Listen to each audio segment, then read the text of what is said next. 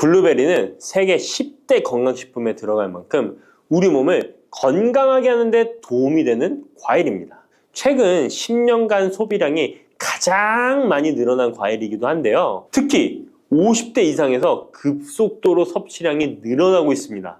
이렇게 섭취량이 급속도로 올라가고 있는 이유는 블루베리가 먹기에도 편하고 건강에도 좋다고 알려져 있기 때문인데요. 냉동 블루베리의 판매량도 함께 증가하고 있습니다. 냉동 블루베리를 씻지 않고 그냥 드시는 분들이 많아지고 있는데요. 누구는 그냥 먹어도 된다. 어떤 사람은 반드시 씻어서 먹어야 된다. 의견이 분분합니다. 영상을 통해서 블루베리를 먹는 방법과 블루베리의 효능, 함께 먹으면 안 되는 음식과 함께 먹으면 좋은 음식까지 블루베리에 대한 모든 것 알려드리겠습니다. 먼저 냉동 블루베리 씻어야 되느냐 그냥 먹어도 되느냐 완벽하게 정리해드리겠습니다. 결론부터 말하자면 씻어서 드시는 것이 안전하다입니다. 먼저 냉동 블루베리를 구입하셨다면 식품의 유형을 확인하시기 바랍니다. 식품의 유형에 과체 가공품이라고 적혀 있다면 씻어서 냉동한 블루베리이기 때문에 그냥 드셔도 되긴 합니다. 그런데 식품 유형에 농산물이라고 표기되어 있다면 이것은 씻지 않고 냉동되어 유통된 블루베리이기 때문에 반드시 씻어서 드시는 것이 좋습니다. 그런데 간혹 식품의 유형이 표기되어 있지 않은 제품들도 있는데요. 이런 제품도 씻어서 드시는 게 좋겠죠? 2022년 한국소비자연맹에서 현재 시중에서 판매되고 있는 냉동과일, 블루베리, 망고, 딸기 등의 제품을 선정하여 안정성 평가를 했는데요. 과체 가공품 같은 세척과일 제품에서 미생물, 잔류농약, 곰팡이, 독소 등의 검사에서 규격 기준에는 적합하긴 했지만 미생물과 잔류농약이 검출된 제품들도 있었습니다. 이 자료를 바탕으로 한다면 냉동 블루베리 제품도 이미 씻어서 유통이 되고 있다고 할지라도 한번 씻어서 드시는 것이 좋겠습니다. 블루베리를 씻는 방법은 흐르는 물에 30초 정도만 씻어주면 되는데요. 깨끗이 씻는다고 블루베리를 물에 오래 담가두거나 흐르는 물에서도 오래 씻으면 안 됩니다. 블루베리에 함유된 안토시아닌 성분은 수용성이기 때문에 영양소가 다 빠져나가 버릴 수 있습니다. 잔류농약 또한 수용성이기 때문에 흐르는 물에 30초 정도만 씻어도 충분하니까 걱정하지 말고 드셔도 됩니다. 블루베리는 특별히 생과일보다 냉동 블루베리가 안토시아닌의 함량이 높아집니다. 시드니의 뉴사우스 웨일즈 대학의 연구진이 블루베리를 건조, 냉장, 냉동했을 때 핵심 영양소가 어떻게 변화되는지 실험을 했는데요. 안토시아닌의 함량이 블루베리 1g당 생과일일 때 7.2g이었는데 냉장 보관하여 2주가 지났을 때 5.7mg으로 줄었고 건조했을 때는 4.3mg으로 더욱 줄었습니다. 그런데 냉동 한 달 후에는 8.1mg으로 생과일 때보다 늘어났고 냉동 3달이 지나자 7.9mg으로 소폭 줄었지만 역시 생과일 때보다는 많은 함량이 확인되었습니다. 실험 결과만으로만 보면 블루베리는 냉동으로 드시는 것이 가장 많은 영양 성분을 섭취할 수 있다는 말이 되겠네요. 추가로 눈 건강이나 심혈관 질환, 당뇨 등에 도움이 많이 되는 이 안토시아닌 함량이 개런티된 영양제도 많이 나와 있으니 꼭 블루베리, 빌베리와 같은 영양제를 드시려면 건강기능식품으로 제조된 안토시아닌 함량이 최소 50mg 들어있는 제품을 드시면 좋겠죠? 그렇다면 다른 채소나 과일은 냉동했을 때 핵심 영양소의 함량이 어떻게 될까요?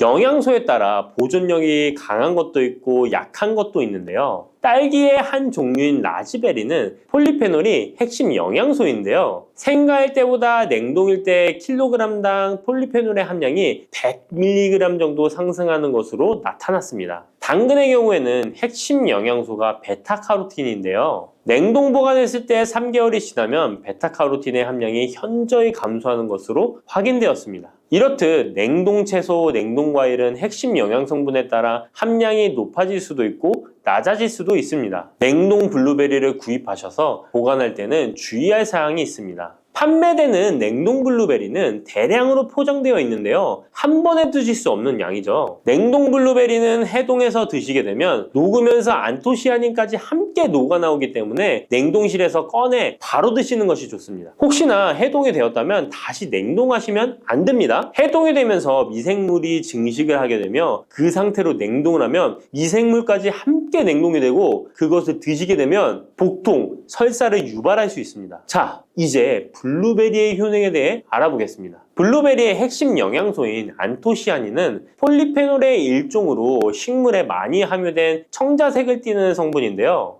블루베리의 색깔이 짙은 보라색을 띠는 것이 바로 안토시아닌 때문입니다. 안토시아닌의 과일별 함량에서는 빌베리, 블루베리가 가장 높은 함량을 가지고 있는 것으로 알려져 있는데요. 안토시아닌 함량이 높고 좋은 빌베리, 블루베리일수록 드셨을 때 입안에 보랏빛으로 착색이 심하게 되는 경우가 많아요. 인공색소가 아니기 때문에 전혀 걱정 안 하셔도 되고 10분 정도 지나면 자연히 없어지니 시중 빌베리, 블루베리가 포함된 건강기능식품을 드셨을 때 착색이 되더라도 전혀 걱정 안 하셔도 됩니다. 안토시아닌의 가장 큰 효능은 눈을 건강하게 한다는 것입니다. 안토시아닌은 로놉신의 제합성을 촉진하여 시력을 보호하고 백내장, 안구 건조증, 망막염 등의 눈 질환을 예방합니다. 눈의 피로와 노화를 방지하며 초기 근시도 예방하는 것으로 알려져 있습니다. 또한 강력한 항산화 물질인 안토시아닌은 체내 활성산소를 제거하여 세포의 노화를 방지해 주는데 뇌세포의 노화까지 예방을 합니다. 폴리페놀 성분인 안토시아닌은 뇌의 신경세포를 보호하고 신경 전달 물질의 분비를 촉진하여 뇌의 기능도 향상시키며 뇌의 해마를 자극하여 기억력을 향상시키고 치매를 예방하는 데에도 효과적입니다. 테로스틸벤 성분이 뇌의 신경 전달 물질인 도파민과 노르에피네프린의 분비를 촉진하여 집중력을 향상시키는 데에도 도움을 주는 것으로 알려져 있습니다. 간단히 말하자면 블루베리를 꾸준히 섭취하시면 기억력, 집중력을 향상시키고 치매를 예방하는 데에도 조금이나마 도움을 줄 수 있다는 것이에요. 또한 활성산소를 제거하는 안토시아닌은 피부 미용에도 좋은 효능을 발휘하는데요. 피부 노화를 방지할 뿐만 아니라 염증을 제거하고 억제하는 효과도 있어서 여드름, 피부를 개선하는 데에도 도움이 됩니다. 또한 비타민과 미네랄이 풍부하여 피부를 건강하게 유지하고 풍부한 안토시아닌과 비타민C는 피부의 수분을 유지하는 데 도움을 주어 주름을 예방하고 피부톤을 밝게 하는 데에도 도움을 줍니다. 그리고 풍부한 식이섬유는 장의 운동을 촉진시켜주고 장내의 노폐물을 흡착하고 배출시켜 피부 트러블을 개선하는 효과도 있습니다.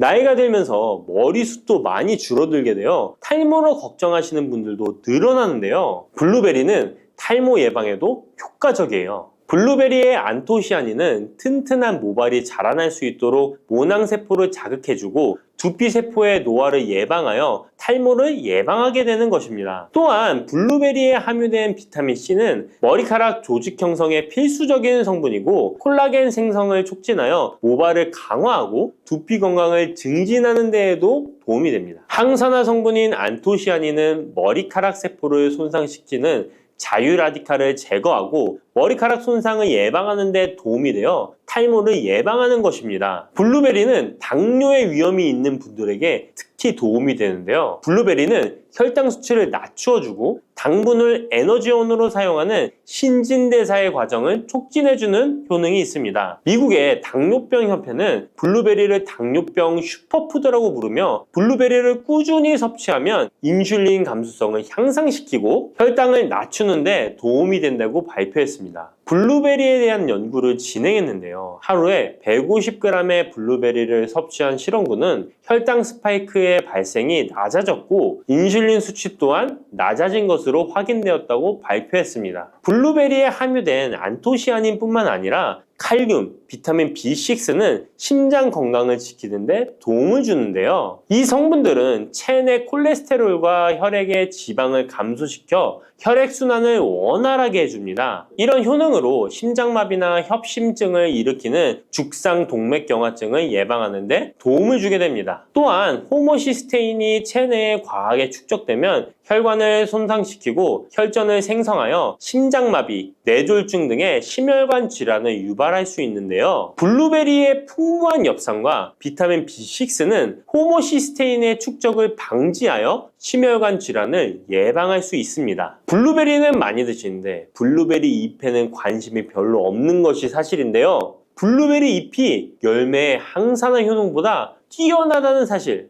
알고 계신가요? 블루베리 잎은 열매보다 안토시아닌 함량이 높고 또한 폴리페놀의 일종인 클로로겐산의 함량도 높아 열매보다 항산화 효과가 20에서 30배 높은 것으로 알려져 있습니다. 놀랍지 않나요? 이러한 블루베리 잎은 차로 우려서 드시면 되는데요. 물 1리터에 잎 4g을 넣고 10분 정도 끓인 후에 식혀서 드시면 됩니다.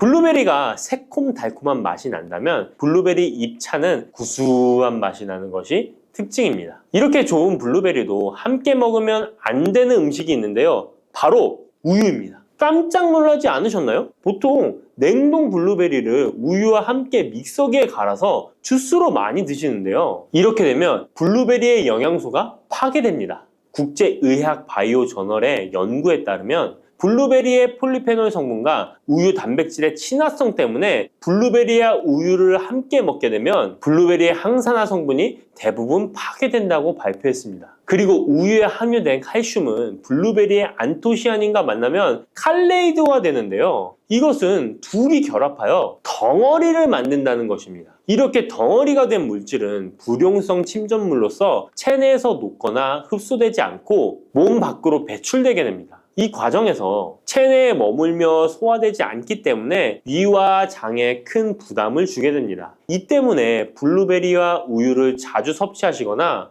위와 장이 약하신 분들이 드실 경우 위장에 염증을 유발할 위험이 있습니다. 특히 신체 기능이 많이 떨어져 있는 나이가 많으신 분들이 이렇게 드시면 위장에 안 좋을 수 있으니 주의하시기 바랍니다. 블루베리 주스를 만들어 드실 때는 우유 대신 오트밀이나 물을 첨가하여 드시는 것이 좋겠습니다. 우유가 블루베리와 맞지 않는다고 해서 요거트도 맞지 않는 것은 아닙니다. 요거트는 발효 과정을 거쳐 단백질이 쉽게 분해되기 때문에 항산화 성분의 흡수율을 높여줍니다. 요거트에 냉동 블루베리를 얹어서 먹는 것은 좋은 블루베리를 먹는 방법이 되겠습니다. 블루베리를 드실 때 주의하셔야 할 분들도 있습니다. 블루베리에는 살리살신이라는 성분이 있는데 이것 때문에 알레르기 반응을 일으키는 분들이 있습니다. 블루베리를 드시면 입술이 붓거나 간지러운 증상이 나타나고 복통과 설사의 증상이 나타난다면 즉시 블루베리 섭취를 중단하셔야 합니다. 그리고 블루베리에는 혈액을 묽게 만드는 비타민 K가 풍부하게 함유되어 있는데요. 심장질환이나 뇌혈관 질환 등으로 이미 아스피린과 같은 혈전 용해제를 복용하고 계신 분들이 블루베리를 과잉 섭취하게 되면 문제가 발생할 수 있으니 섭취를 주의하셔야 합니다. 또한 사람에 따라서 블루베리가 일시적으로 혈당을 낮추는 효과가 있기 때문에 당뇨가 있는 분들이 블루베리를 과잉 섭취할 경우에 저혈당 증세도 나타날 수 있습니다. 어떤 음식이든 각자 자신의 체질에 맞게 드시는 게 가장 좋겠습니다. 마늘이 몸에 좋다는 사실은 너무도 잘 알고 계시죠? 그런데 이것과 함께 먹으면 암과 치매에 걸린다니 깜짝 놀라셨나요? 아무리 몸에 좋은 마늘이지만 함께 먹으면 오히려 몸에 독이 되는 음식들도 있습니다. 그리고 마늘은 생마늘, 구운 마늘, 찐마늘, 절인 마늘, 흑마늘 등 먹는 방법이 다양하잖아요. 이렇게 먹는 방법에 따라서도 우리 몸에 주는 효능이 다르답니다. 여기서 잠깐! 마늘 껍질은 대부분 먹지 않고 버리시잖아요. 마늘 껍질 오늘부터 절대 버리지 마시기 바랍니다. 마늘 껍질을 왜 먹어야 하는지 그리고 어떻게 먹어야 하는지 알려드릴게요. 자, 그럼 마늘과 절대 함께 드시면 안 되는 음식과 마늘과 함께 드시면 좋은 음식, 그리고 마늘과 마늘 껍질의 효능까지 마늘에 대한 모든 것을 알려드릴게요. 마늘은 정말 우리나라 사람들이 좋아하는 식재료인데요.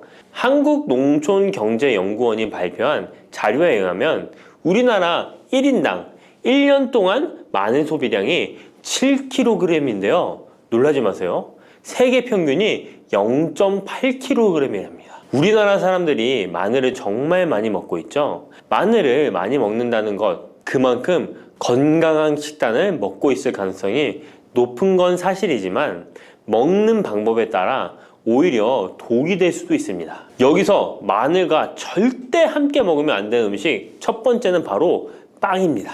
마늘빵 아시죠? 마늘이 발라져 있어 달콤 쌉싸름한 마늘 맛도 나고 향긋한 향도 좋아 즐겨 먹게 되는데요. 마늘이 있어서 몸에도 좋은 빵이라고 착각하고 즐겨 드실 수 있는데요.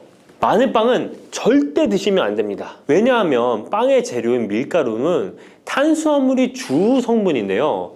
밀가루의 고탄수화물은 소화 과정에서 당으로 분해되고 혈당 지수를 급격히 올리게 되며 이때 인슐린의 분비가 과도하게 됩니다. 이런 현상이 반복되게 되면 체내의 인슐린 저항성이 높아지고 췌장을 망가뜨려 당뇨를 유발할 수 있는 것입니다. 그리고 이 당은 몸에 흡수되면서 지방으로 변하고 쉽게 살이 찌게 되어 비만을 야기할 수 있습니다. 밀가루 빵을 만들면 글루텐이라는 단백질이 생성되는데 이 글루텐은 소화불량, 복통, 변비 등 증상을 유발할 수 있습니다. 이뿐만 아니라 글루텐이 몸에 들어오면 장에서 에소루핀이라는 성분이 만들어지게 되는데 이 에소루핀은 중독성이 강해 밀가루 중독을 일으켜 빵 같은 밀가루를 과다 섭취하게 만든다는 것입니다. 마늘이 아무리 좋은 성분으로 항암작용, 항염증 작용을 한다고 해도 마늘빵으로 드신다면 아무 소용이 없는 것입니다. 그러면 마늘은 어떻게 먹어야 마늘의 효능을 극대화할 수 있을까요? 마늘은 생으로 드실 때도 물론 좋지만 익혀서 드실 때 더욱 좋습니다. 몸에 보약이 되는 마늘 먹는 법, 첫 번째는 마늘밥입니다. 국립농업과학원에 따르면 마늘의 S-알리시스테인 함량을 조리법에 따라 조사한 결과 생마늘일 때 S-알리시스테인 함량이 2.77mg 정도 되었고 삶기 시작한 후 30분이 지나면 4.92mg이 되었으며 1시간이 지났을 때 9.16mg으로 생마늘에 비해 무려 4배 이상이 많아진다고 했습니다. 뿐만 아니라 121도의 온도에서 1시간 동안 마늘을 쪘을 때 S-알리시스테인 함량이 50.24mg으로 생마늘보다 18배 정도 높았다고 연구 결과를 발표했습니다. 따라서 마늘을 드실 때는 1시간 이상 끓여서 드시는 것이 좋은데요. 이런 방법이 번거로워 추천드리는 방법이 바로 마늘밥입니다. 밥을 할 때 마늘을 넣는데요. 1인분에 마늘 3, 4알 정도씩 넣어서 밥을 하시면 됩니다. 현미가 있다면 현미를 넣은 마늘밥을 하시면 더욱 좋은데요. 현미 속에는 티아민이라는 성분이 있는데 마늘의 S-알리시스테인과 현미의 알리티아민 두 가지 성분을 모두 섭취하여 항암 효과뿐만 아니라 피로회복, 근육통 완화에도 좋은 밥이 되는 것입니다. 그럼 마늘밥을 하기 위해 마늘을 까고 나면 껍질은 어떻게 하셨나요? 버리셨나요? 오늘부터는 절대 버리지 말기 바랍니다. 마늘에 효능하면 첫 번째로 생각나는 것이 아마도 항암 효과일 거예요. 그런데 마늘 껍질을 통해 엄청난 항암 효과를 누릴 수 있는데요. 우리나라 연구진에서 연구한 결과 마늘 껍질을 70% 에탄올 용매로 반복 추출해서 만든 마늘 껍질 추출물이 암 예방 효과에 탁월한 효능이 있다고 발표되었습니다. 특히 유방암, 위암, 간암, 대장암, 폐암, 세포뿐 아니라 다양한 암세포에 대한 억제 효과가 있다고 했는데요. 그 중에서도 유방암 세포의 증식을 억제하는 데 효과가 가장 높았다고 합니다. 마늘 껍질의 두 번째 효능은 바로 심혈관을 튼튼하게 한다는 것입니다. 마늘 껍질은 마늘 알맹이보다 식이섬유가 4배,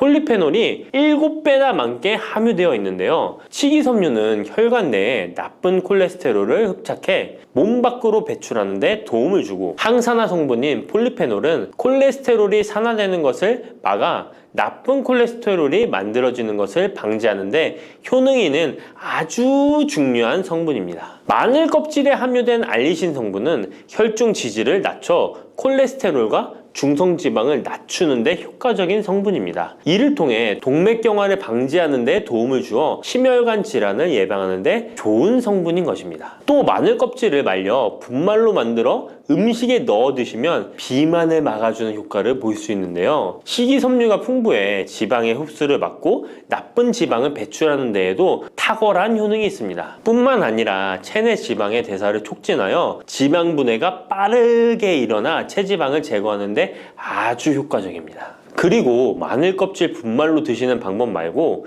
차로도 드시는 방법이 있는데요. 마늘차 우리는 법을 알려드릴게요. 마늘 껍질을 깨끗하게 씻어 말린 다음에 기름을 두르지 않은 팬에 마늘 껍질을 넣고 볶아주어 수분을 없애줍니다. 이렇게 하는 이유는 수분을 없애는 것도 있지만 마늘 껍질을 열을 가하게 되면 항산화 성분인 폴리페놀과 플라보노이드 성분이 증가하기 때문입니다. 이렇게 수분을 없앤 마늘 껍질을 냉동실에다 보관하셨다가 드실 때 끓는 물에 소주 반 컵을 넣고 물 1리터, 마늘 껍질 15g 정도 넣고 끓여주시면 됩니다. 이렇게 끓인 마늘 껍질 차를 따뜻하게 드셔도 되고 냉장고에 넣어 시원하게 드셔도 괜찮습니다. 마늘이 몸에 좋다고 해서 꿀에 마늘을 재워 드시는 분 계시잖아요. 물론 꿀마늘이 몸에 좋은 분들도 계시지만 꿀과 마늘은 절대 함께 드시면 안 되는 음식입니다. 식품 비방이라는 문헌에 보면 꿀과 마늘은 함께 먹으면 안 된다라고 적혀 있는데요. 그 이유는 꿀과 마늘은 둘 다 열을 내는 뜨거운 음식이기 때문입니다. 꿀과 마늘을 함께 먹게 되면 체질이 맞지 않는 경우에는 부작용이 클 수 있기 때문입니다. 체질에 맞지 않는 분들이 이 꿀마늘을 드시게 되면 눈의 충혈이 잦아지고 노화가 빨라질 수 있습니다. 돋보기를 빨리 쓸 수 있게 된다는 거죠. 또한 두통이 생기며 피부에도 트러블이 생기는 부작용도 있으니 꼭 기억하시기 바랍니다. 당 섭취에 주의하셔야 하는 당뇨, 고지혈증을 갖고 계신 분들이나 암 환자분들은 절대로 꿀마늘을 드시면 안 됩니다. 그렇다면 마늘을 또 어떻게 드시는 것이 좋을까요? 바로 다양한 쌈채소와 함께 드시는 것을 추천드립니다. 마늘의 매운맛을 내는 알리신 성분이 혈관을 건강하게 하여 암을 예방하고 쌈채소를 통해 다양한 비타민과 무기질을 섭취하며 풍부한 항산화 물질도 섭취해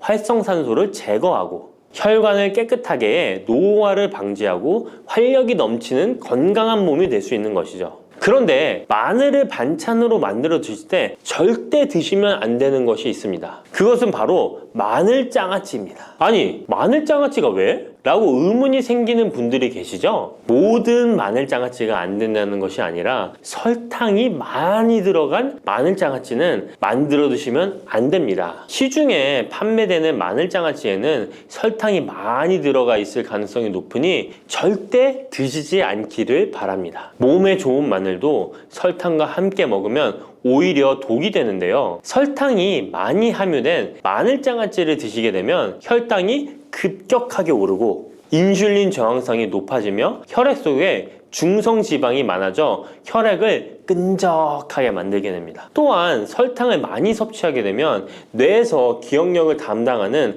해마의 크기를 줄어들게 해 기억력을 감퇴시키고 나아가 치매를 일으킬 수도 있습니다. 집에서 마늘장아찌를 담가 드실 때는 설탕을 넣지 말고 건강한 식재료만을 사용하시는 것이, 마늘을 건강하게 드실 수 있는 또 다른 방법은 흑마늘을 추천드립니다. 마늘에 열을 가하면 마늘색이 점점 짙어져 결국 까맣게 변하는 흑마늘이 되는데요. 그 이유는 마늘 속에 있는 당류와 단백질인 아미노산이 반응하여 갈색을 띠는 멜라노이딘 색소가 만들어지기 때문입니다. 이 반응을 마이야르 반응이라고 하죠. 고기를 구우면 빨간색의 고기가 점점 희어지다 갈색으로 변하는 반응과 같은 원리인 것입니다. 이렇게 흑마늘을 만들게 되면 생마늘보다 S알리스테인 성분이 5배가 많아질 뿐만 아니라 새로운 항산화 물질들이 많이 만들어지게 됩니다. 항암 효과가 뛰어난 폴리페놀이 생마늘에 비해 4배 이상 많아지고 유액 분비를 촉진해 소화를 잘 되게 하는 효능도 있으니 잊지 마시고 흑마늘을 만들어 주시기 바랍니다. 마늘은 또 요리할 때 많이 사용하는 재료인데요. 마늘을 얇게 썰어 기름에 튀긴 마늘튀김을 절대 드시면 안 됩니다. 기름에 마늘을 튀기면 마늘 향도 좋고 마늘의 매운맛은 없어지고 단맛은 좋아져 남녀노소 좋아하는 식재료가 되는데요. 뜨거운 기름에 튀긴 마늘은 우리 몸에 좋은 항산화, 항암 물질들을 파괴하고 몸에 안 좋은 탄수화물만 남은 음식이 됩니다. 마늘을 튀길 때 사용하는 기름은 오메가6 지방산이 많은 식용유를 사용하게 되는데요. 이런 기름을 많이 먹게 되면 몸 안에 지방산 불균형이 일어나 염증 수치가 높아질 수 있습니다. 튀긴 마늘을 섭취하게 되면 당 독소 또한 높아져 결국 우리 몸에 인슐린 저항성이 높아지는 악영향을 주는 것이죠. 만약 기름에 튀긴 마늘을 드시고 싶다면 한 가지 방법이 있는데요. 그것은 올리브유를 사용하시고 불을 오래 가열하지 말고 살짝만 가열하여 마늘도 튀기듯이 오래 하지 말고 살짝만 익혀서 드시면 향도 좋고 몸에도 좋은 마늘을 드실 수 있습니다. 올리브유를 이용한 마늘을 드시는 방법 하나 더 알려드리겠습니다. 그것은 올리브유에 마늘을 재워 먹는 방법인데요. 먼저 마늘을 끓는 물에 넣어 5분 정도 데쳐주시고요. 소독된 병에 마늘을 담고 올리브유를 가득 담아줍니다. 이때 통후추를 조금 넣어주면 풍미를 더욱 높일 수 있습니다. 올리브유와 마늘이 만나 항산화 성분, 항암 물질이 극대화되어 혈관을 튼튼히 하고 혈전의 생성을 막고 혈류를 원활하게 하여 치매를 예방하고 심장마비와 뇌졸중까지 예방할 수 있는 보약이 되는 것입니다. 이렇게 만든 마늘 올리브유 절임은 반찬으로 드셔도 좋고 생선 요리를 할 때 이 마늘을 으깨어 생선에 발라주면 생선 비린내를 잡아줄 뿐만 아니라 마늘과 올리브유의 풍미가 더해져서 더욱 맛있는 요리가 될 수 있습니다. 이렇게 좋은 마늘도 드실 때 주의하셔야 할 분들이 계신데요. 마늘의 효능 중에 혈전을 제거하고 혈류를 원활하게 하는 효능이 있었잖아요. 이런 효능이 혈액을 묽게 만들기 때문인데요. 와파린, 아스피린 같은 혈전 용해제를 복용하시는 분들이 마늘을 많이 드시게 되면 상처가 났을 때 피가 잘 멈추지 않을 수 있으니 주의하시기 바랍니다. 평소 위염이나 위궤양이 있어서 위가 안 좋으신 분들은 마늘에 알리신 성분이 위 점막을 자극하여 증상이 악화될 수 있으니 주의하시기 바랍니다. 그리고 과민성 대장 증후군이 있는 분들도 마늘을 많이 드시게 되면 복통이 일어날 수 있으니 마늘은 조금만 드시길 바랍니다. 달콤하면서도 신맛이 나고 약간은 쓴맛과 짠맛까지 느껴지는 아주 신비로운 열매 무엇인지 아시나요? 아시는 분들은 많으시죠? 바로 오미자입니다. 오미자는 5가지 맛이 난다고 해서 붙여진 이름이죠. 이 오미자가 우리 건강에 얼마나 큰 도움을 주는지 아시는 분 있으신가요? 여름에 오미자차를 많이 즐기지만 사실 그 효능은 생소한데요. 이 오미자가 우리 몸에 큰 도움을 준다는데 이 열매가 어떤 효능이 있고 또 어떤 음식과 잘 어울리는지 하나하나 알아보도록 할게요. 오미자는 우리나라뿐만 아니라 중국과 일본에서도 오랫동안 약재로 사용되어 온 열매인데요. 이름에서 알 수 있듯이 신맛, 단맛, 쓴맛, 짠맛, 매운맛 이렇게 5가지 맛이 난다고 해서 오미자라고 불린답니다. 주로 산속 깊은 곳에서 자라는 동굴식물의 열매로 늦여름에서 초가을 사이에 수확을 하죠. 오미자의 많은 효능 중에 가장 유명한 건 기관지에 좋다는 건데요. 오미자가 어떻게 우리의 기관지를 보호하는지 바로 알려드릴게요.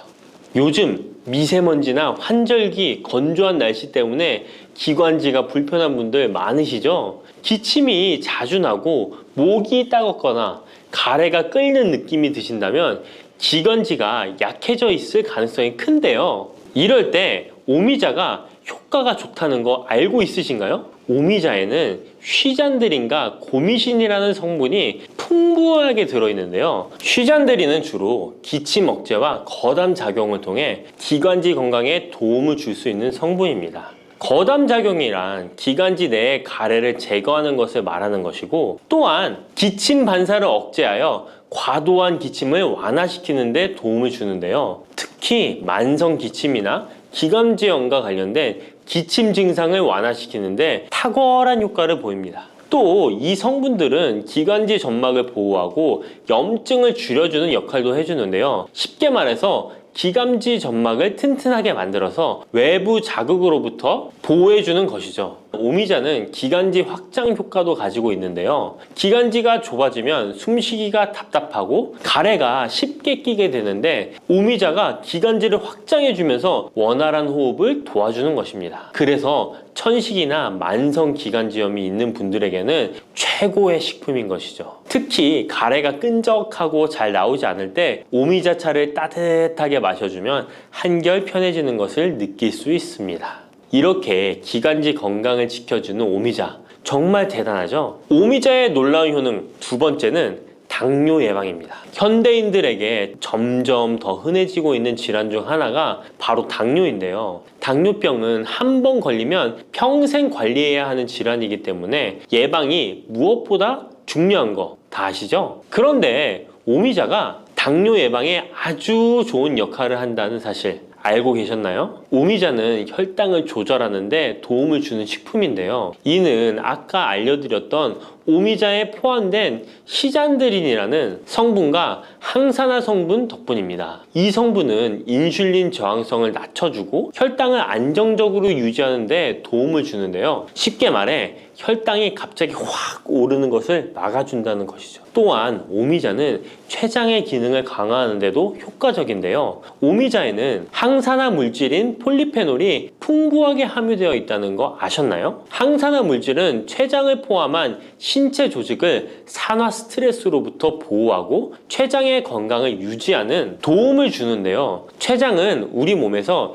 인슐린을 생성하는 중요한 기관인데 오미자가 췌장의 기능을 활성화시켜서 인슐린 분비를 촉진하는데 도움을 주기 때문에 혈당 조절이 어려운 분들에게는 오미자가 특히 도움이 될 수 있겠죠. 뿐만 아니라 오미자에는 체내에서 혈당이 과도하게 상승하는 것을 방지하는 역할도 하는데요. 식사 후 혈당이 급격하게 오르는 것을 막아주고 당이 천천히 흡수되도록 도와줍니다. 그래서 평소 혈당이 높거나 당뇨가 걱정되시는 분들은 오미자를 꾸준히 섭취해 보시면 많은 도움이 될 수 있습니다. 오미자의 놀라운 건강 효과 세 번째는 콩팥 건강에 도움을 주는 겁니다. 오미자가 신장 건강에 좋다니 참 놀랐죠? 콩팥, 즉 신장은 우리 몸에 노폐물을 걸러내고 체내 수분을 조절하는 중요한 역할을 하는데요. 그런데 나이가 들면서 신장 기능이 약해지는 경우가 많고 특히 당뇨나 고혈압을 앓고 계신 분들은 신장 건강을 더욱 신경 써야 하는 거 다 아시죠? 이때 도움을 줄 수 있는 것이 바로 오미자인데요. 오미자는 신장의 기능을 보호하고 강화하는데 도움을 주는 약재로 오래전부터 사용되어 왔습니다. 한방에서도 신장 기능이 약해져서 몸이 자주 붓거나 소변을 자주 보게 되는 증상에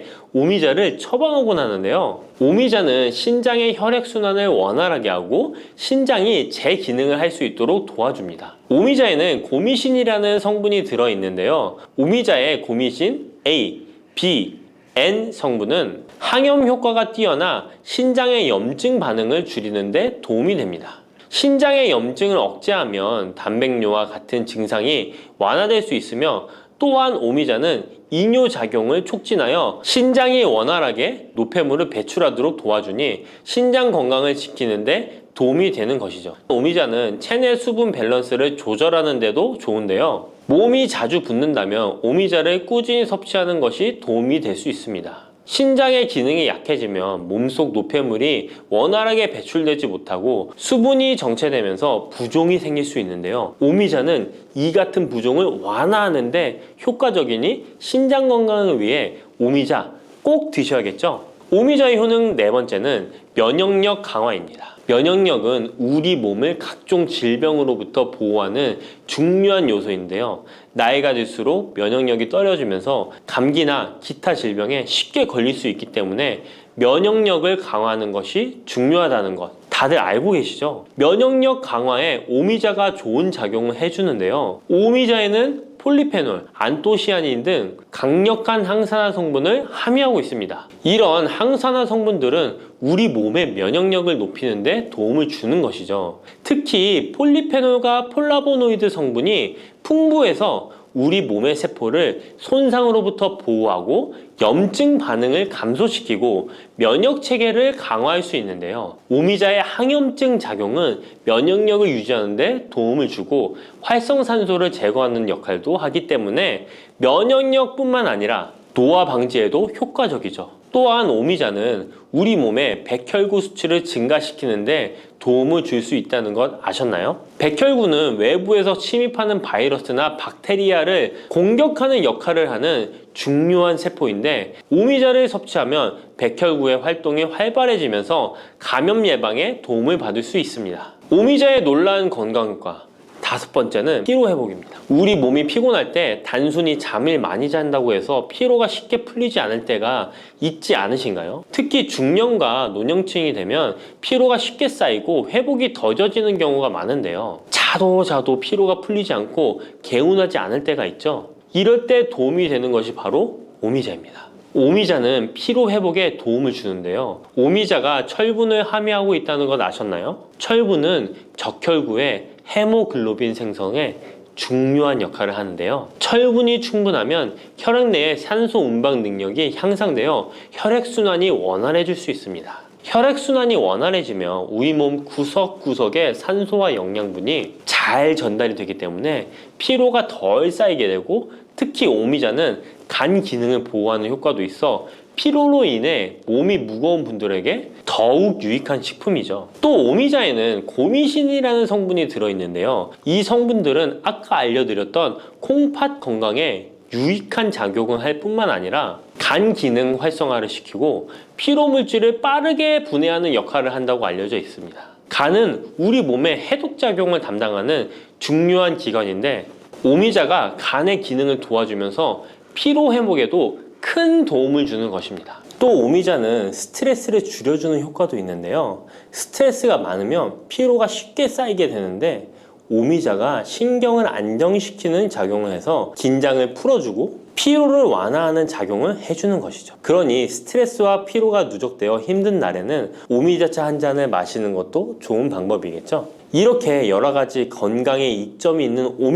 오미자를 드실 때 생으로 드시는 분들은 잘 없으실 텐데요. 어떤 방법으로 섭취해야 몸에 200% 이득이 되는지 오미자 섭취 방법 바로 알려드릴게요. 오미자를 가장 쉽게 섭취하는 방법은 찬물에 우려 마시는 건데요. 오미자를 뜨거운 물에 넣고 끓이면 끓일수록 꿀이나 스테비아를 넣어서 맛을 조절하면 됩니다. 따뜻한 오미자차도 좋지만 냉침으로 천천히 우려내면 색도 더욱 예쁘고 맛도 깔끔한데요. 여름철에는 시원하게 즐길 수 있어서 더욱 좋은 오미자차, 여름철에는 시원하게 즐길 수 있어서 더욱 좋은 오미자 냉침차 만드는 방법 알려드릴게요. 준비 재료는 간단한데요. 말린 오미자 30g, 물 500ml, 꿀 또는 레몬입니다. 만드는 방법은 말린 오미자는 한번 가볍게 헹군 거 불순물을 제거해 준 뒤에 깨끗한 물 500ml에 오미자를 넣고 냉장고에 12시간 이상 우려주는 건데요.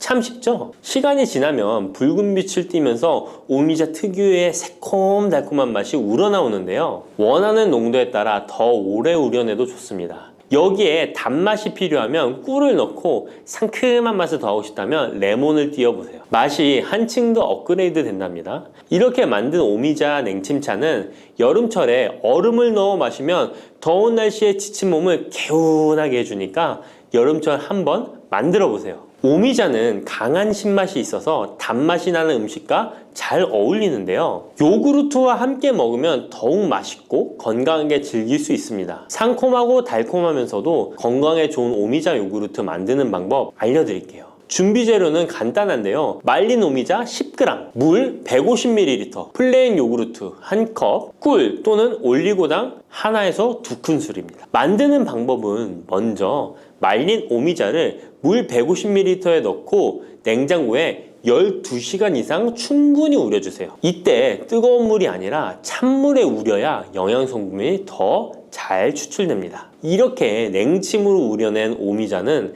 체에 걸러 즙만 따로 준비해주세요. 플레인 요구르트 1컵에 오미자 냉침 액기스를 넣고 잘 섞어줍니다. 신맛이 강하다면 꿀이나 올리고당을 하나에서 2큰술 넣어 맛을 조절해 주세요. 이렇게 하면 새콤달콤한 오미자 요구르트가 완성됩니다. 아침에 가볍게 먹거나 간식으로 챙겨 드시면 장 건강에도 도움이 되고 피로 회복에도 좋으니 꼭 해 드셔보세요. 세 번째로 소개해 드릴 것은 오미자청인데요.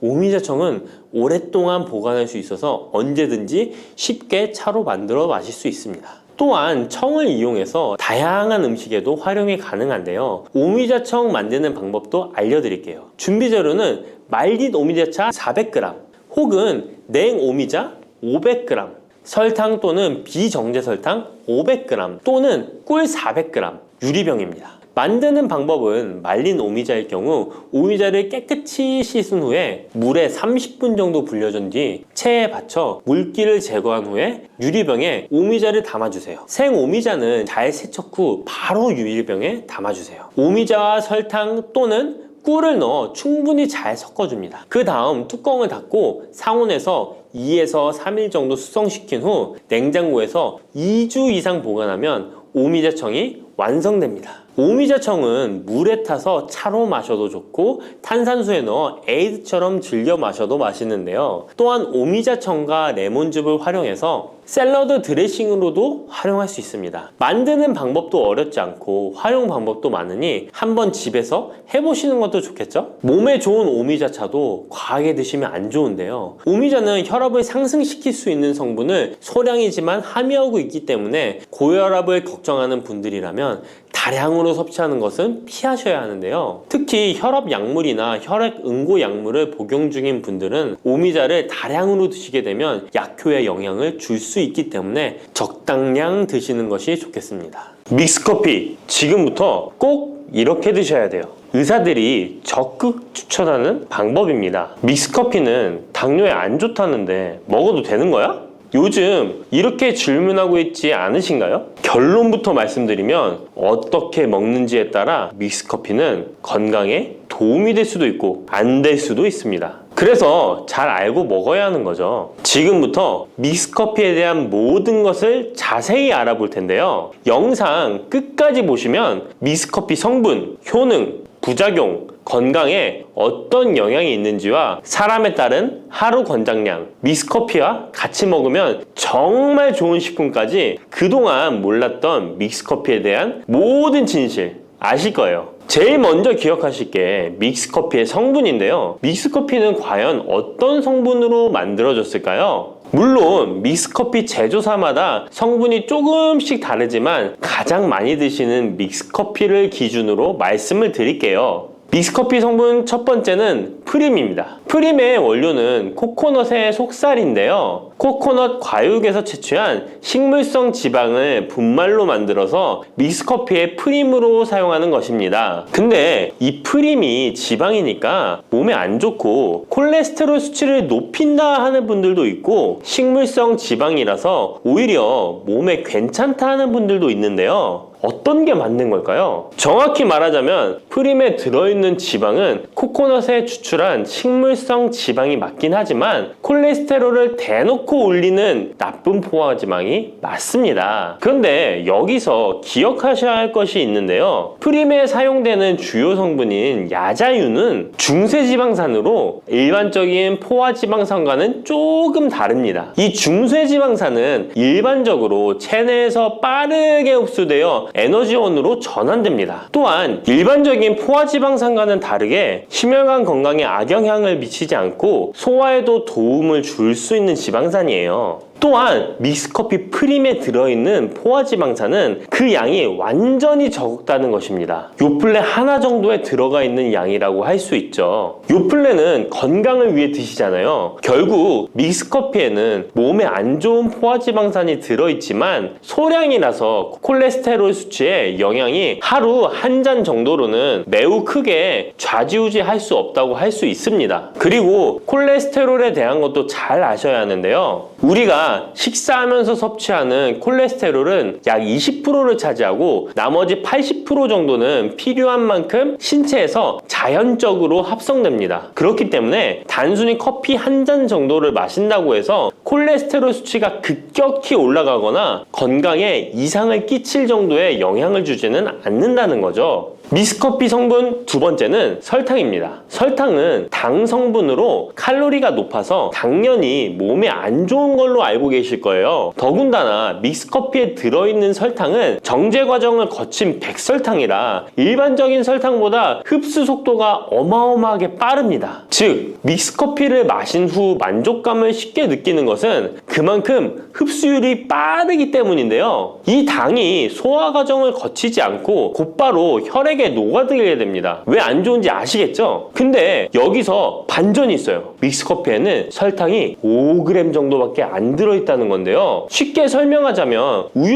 200ml 한 잔이 칼로리가 135칼로리 정도 되고요. 단순당 함량은 10g 정도 됩니다. 그리고 콜라 한 캔의 칼로리는 100칼로리 정도 되고 단순당 함량이 27g 정도 됩니다. 그리고 요구르트는 큰 거 말고 작은 요구르트도 칼로리가 45칼로리에 단순당 함량도 9g 정도 되는데요. 그렇다면 믹스커피 한 잔에 들어있는 칼로리는 얼마나 될까요? 믹스커피 한 잔에는 칼로리가 50칼로리 정도 들어있고요. 단순당은 6g 정도 들어있어요. 칼로리를 먼저 보자면 작은 요구르트 한 병 정도 수준인 거예요. 콜라랑 비교해봐도 콜라 절반 정도 수준이고 우유 200ml 한 잔하고 비교하면 3분의 1 정도 되는 거예요. 우유는 건강에 좋다고 드시는 경우가 많은데 칼로리로만 보면 믹스커피가 더 좋아 보이죠? 물론 칼로리만 비교할 수는 없겠죠. 그 다음에 단순당을 한번 비교해 볼게요. 단순당이 믹스커피 한 잔이 5g인데 작은 요구르트랑 비교해도 절반 정도 수준이고 콜라 한 캔이랑 비교하면 6분의 1 정도 수준이에요. 그리고 우유 200ml랑 비교해도 절반 수준인 거죠. 이렇게 비교하면 요구르트나 우유, 콜라 절대 먹지 말아야 하는 거 아니야? 이렇게 생각하실 수 있는데 그게 아니고요. 믹스커피가 그만큼 칼로리와 단순당이 생각하시는 것보다는 적다는 거예요. 칼로리와 단순당이 높으면 당연히 몸에 안 좋을 수 있는데 생각하시는 것처럼 믹스커피에 많지 않고 적응량이니 하루에 5잔, 6잔씩 매일 꾸준히 드시는 거 아니면 심각한 질환을 초래할 만큼 영향을 끼치지는 않습니다. 그러면 하루에 몇 잔까지 먹는 게 괜찮을까요? 일단 당뇨가 있거나 당이 높으신 분들은 하루 한 잔 정도가 적당한데요. 식후 3시간 정도 후에 드시는 걸 추천드립니다. 그리고 당 체크를 계속 하시니 당 수치가 높지 않으시면 2잔 정도까지 드셔도 괜찮으실 거예요. 당뇨가 없으신 일반인 분들은 하루에 2잔에서 3잔까지도 상관이 없으시고요. 그렇다고 이를 매일매일 드시는 것은 적은 양이라도 몸속에 쌓이기 때문에 그리 좋지는 않다는 거 다들 알고 계시죠? 그래도 건강을 위해 미리 예방하는 차원에서 식후 바로 드시지 마시고 2시간 정도 후에 드시면 좋습니다.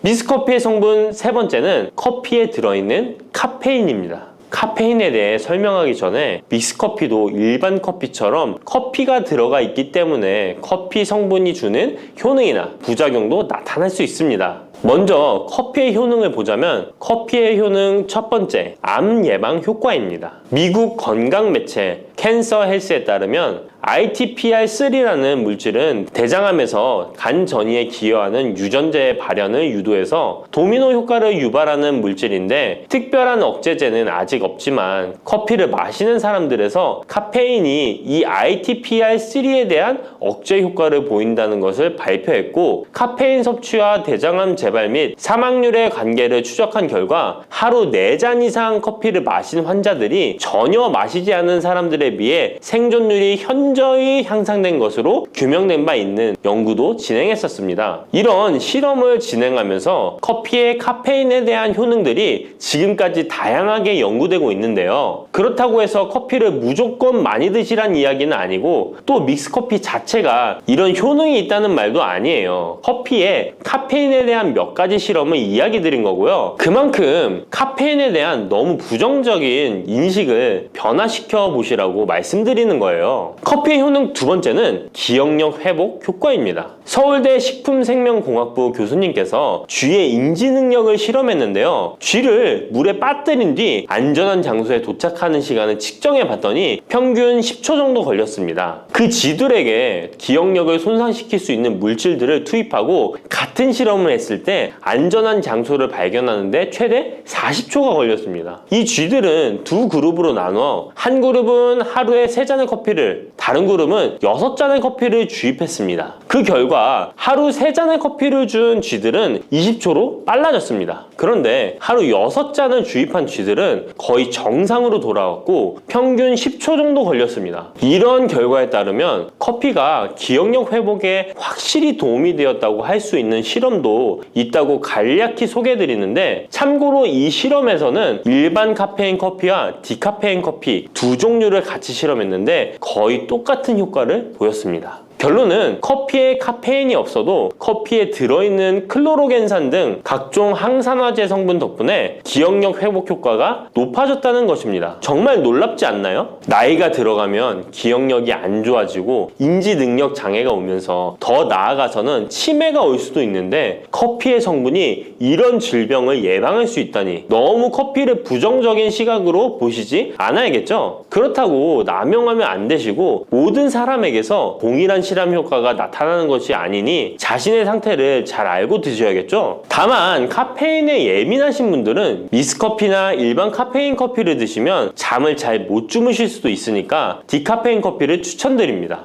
그리고 역류성 식도염, 위염 같은 위장 질환이 있으신데 커피는 드시고 싶은 분들은 될 수 있으면 디카페인 커피를 드시면 되겠죠? 커피의 효능 세 번째는 혈당 조절 효과입니다. 전 세계적으로 대사증후군을 앓고 있는 사람이 10억 명이 훨씬 넘는다고 하는데요. 이처럼 많은 사람들이 모든 질병의 근원이라고 불리는 대사증후군을 가지고 있습니다. 최근의 연구들은 커피가 대사증후군의 발병 위험을 감소시킨다는 것을 보여주고 대사증후군의 발병 위험률을 감소시킨다는 것을 보여주고 있는데요. 커피에 대한 매우 흥미로운 연구 논문을 소개하겠습니다. 이 연구는 하루에 5잔의 카페인을 마신 사람들과 카페인이 없는 커피를 마신 사람들을 비교했습니다. 카페인 커피를 마시는 사람과 카페인 없는 커피를 마시는 사람은 커피를 마시지 않는 사람에 비해 당 섭취 2시간 후 혈당이 13.1%나 크게 떨어졌습니다.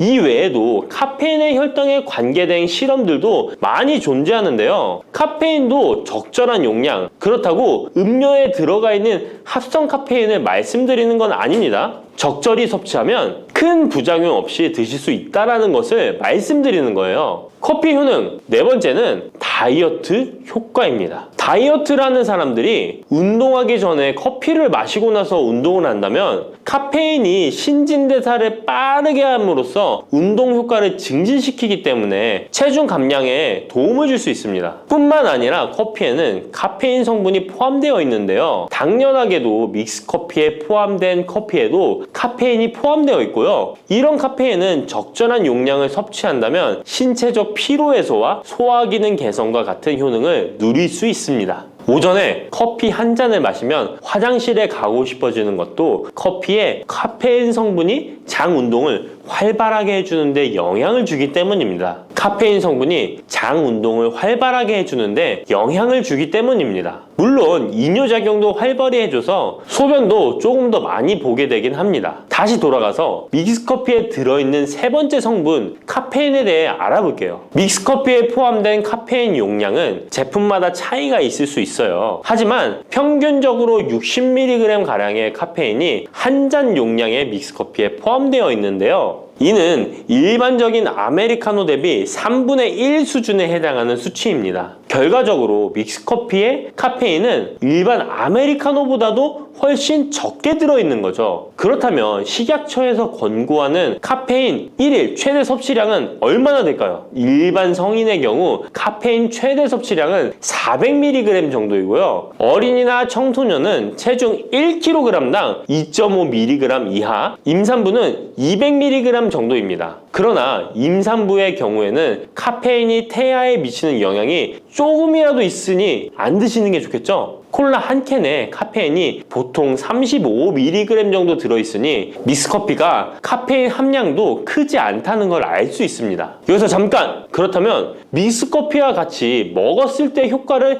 극대화시킬 수 있는 식품이 있을까요? 커피와 같이 먹으면 좋은 음식 첫 번째는 강황입니다. 노란 빛깔의 강황가루를 넣은 커피를 골든 라떼라고도 부르고 있습니다. 강황이 몸에 좋다는 사실이 알려지면서 이미 미국과 유럽 등 전 세계적으로 엄청난 인기를 끌고 있는 새로운 종류의 커피 중 하나인데요. 강황에 함유된 커큐민 성분에는 강력한 항염 효과를 지니고 있어서 체내에 염증 유발 물질을 억제하며 암세포가 발생하고 증식되는 위험을 낮춰줍니다. 또한 우울증을 완화하는 데도 도움이 되며 기억력을 개선하고 치매를 예방하는 등의 다양한 효능을 가지고 있습니다. 강황 커피는 커피 한 컵에 강황 한 티스푼을 넣어 마시면 좋은데요. 강황 속의 커큐민은 우리 몸에 굉장히 흡수되기 어려운 성질을 가지고 있습니다. 그래서 세계적으로 유명한 원료 기업들은 각 기업마다의 커큐민 흡수율을 높인 특허 원료를 만들어내곤 하는데 간단하게 흡수율을 높일 수 있는 방법이 있습니다. 바로 후추입니다. 미국 텍사스 주립대학에서 실시한 연구 결과 강황의 커큐민은 후추의 페페린과 만나면 흡수율이 2000%까지 높아지는 것으로 나타났습니다. 강황 커피에 후추를 아주 살짝 넣어 드시면 건강 개선 효능을 높일 수 있으며 만약 향이 강하다고 느껴지신다면 우유를 조금만 넣어 드셔도 아주 좋습니다. 믹스커피와 같이 먹으면 좋은 음식 두 번째는 계피입니다. 커피에 계피를 넣으면 아주 향긋한 커피를 즐길 수 있어요. 후추와 정향에 이어 세계 3대 향신료 중 하나인 계피는 이미 수천 년 동안 약재로 사용되어 왔으며 여러 연구를 통해 계피의 다양한 효능이 입증되어 왔습니다.